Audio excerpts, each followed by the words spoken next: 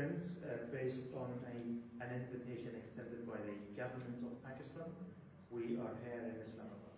سفر ما حدوداً 1 ماه قبل از امروز ترتیب شده بود، اما بنا بر دلایل و موانعی که در افغانستان به وجود آمد سفر ما به تعویق افتاد. This trip was scheduled roughly a month ago, but because of some obstacles in Afghanistan, this was delayed.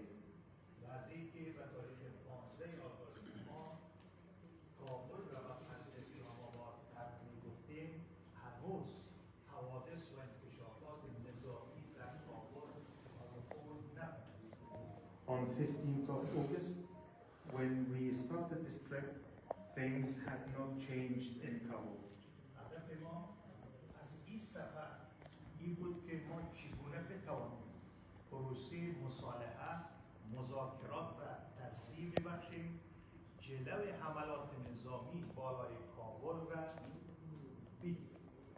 The purpose of this trip was how to expedite negotiations on a political settlement of Afghanistan and stop a military offensive on Kabul. متاسفانه خلاف انتظار مردم افغانستان و جامعه بین‌المللی پروسه صلح سابوتاژ شد و از طریق راه حل نظامی تحریک طالبان وارد پایتخت افغانستان شد. Unfortunately, contrary to the expectation of the Afghan people and the international community, the peace process was sabotaged and a military objective was pursued. از این پروسه صلح در افغانستان، مذاکرات صلح در افغانستان و شکست مواجه شد و در افغانستان انکشافات نظامی صورت گرفت، ما متاسف هستیم. Because the peace process failed and military activities took precedence, we are sorry for that. اما از اینکه یک گروه انحصار طلبی که هم مردم افغانستان را گروگان گرفته بودند، هم پروسه صلح افغانستان را گروگان گرفته بودند، از صحنه کنار زده شدند، ما این را به عنوان یک چانس و یک فرصت تلقی کنیم. But since a monopolistic league who had taken hostages the nation of Afghanistan and the peace process have been removed, we consider this as آباد شدیم ملاقات‌های سازنده و مهمی را با آقای شاه محمود قریشی وزیر خارجه پاکستان، با جناب آقای باجوا رئیس ستاد مشترک پاکستان، با آقای حمید فیض رئیس ISI پاکستان و همچنان با آقای عمران خان صدر اعظم پاکستان ملاقات‌ها و مذاکرات مهم و سازنده داشتیم. Under that circumstance, we entered Islamabad and held a range of constructive and very helpful meetings, namely with FM Qureshi and with Chief of Staff of the Army, Mr. Bajwa, DGISI Hamid Faiz, and finally Prime Minister Imran Khan. هدف اصلی ما در این مذاکرات این بود که ما در گام نخست چگونه بتوانیم جلوی خشونت علیه مردم افغانستان را بگیریم، فضایی به وجود بیاید که ما چانس تفاهم بعدی در آینده افغانستان را داشته باشیم. The first and foremost objective was how to avoid and prevent bloodshed and violence so that to pave the way for a future reconciliation. و این خاطر ما آینده افغانستان را به دو بخش تقسیم کردیم، از امروز تا تشکیل دولت جدید در افغانستان. For that reason, we split the objectives into two. First is from now until the formation of a new government. در این مرحله توقع ما از دولت پاکستان این بود تا از نفوذ خود بالای تحریک طالبان استفاده کنند، جلوی خشونت، جلوی خونریزی، جلوی تشدد علیه زنان افغانستان، کودکان افغانستان و مردم افغانستان را بگیرند. So what we engaged with our counterparts in Pakistan is to discuss how we could together prevent violence against the people, against the children, against the women in Afghanistan, and stop any bloodshed. در این حال تقاضا کردیم که جلب داخل شدن تحریک طالبان را و ولایات و مناطقی که تا هنوز وارد نشدند بگیرند. Furthermore, we discussed how to prevent an offensive on the areas and regions not yet taken by the Taliban. من از همه مسئولان و مقامات پاکستانی و نمایندگی از هیئت میادین با صمیمانه سپاسگزاری میکنم که همه با یک صمیمیت خاص عنوان کردن که ما آخرین تلاش خود را به خرج میدیم تا جلب خشونت را در افغانستان بگیریم.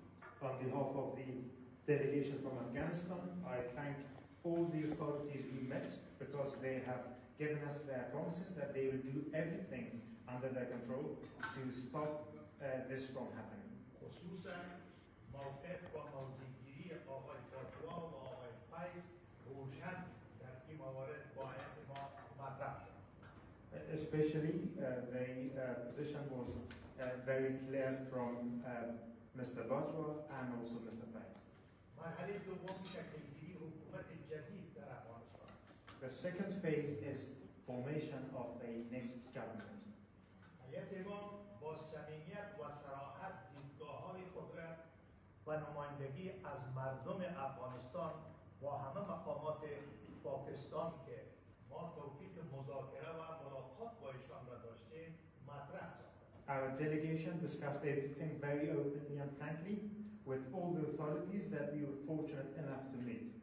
عنوان کردیم که خواست مردم افغانستان تشکیل دولت فراگیر بر مبنای مشارکت عادلانه اقوام و مذاهب و ساختار مورد قبول مردم افغانستان است.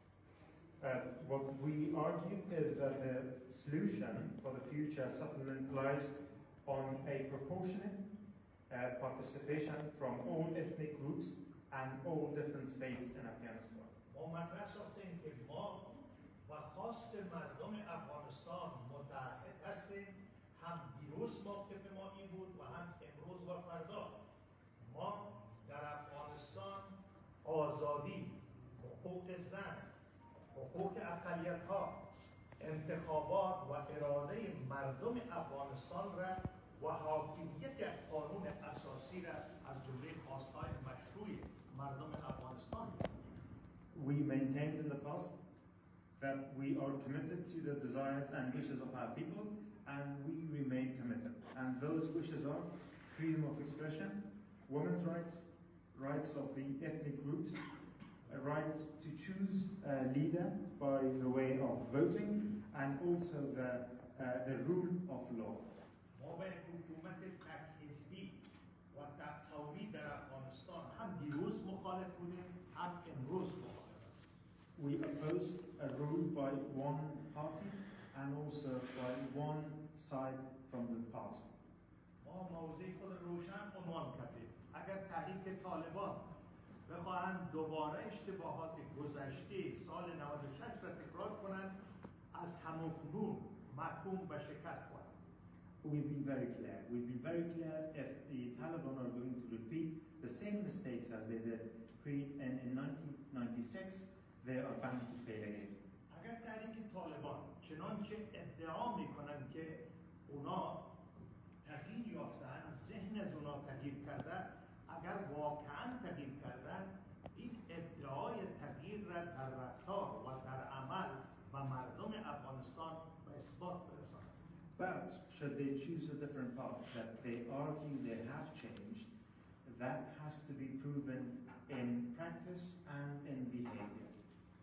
ما از حکومت همه شمول در افغانستان تعریف خود را داریم. تحریک طالبان تعریف خاص خود را دارد. From a comprehensive and inclusive government, we have our own definition, but Taliban have their own. حکومت همه شمول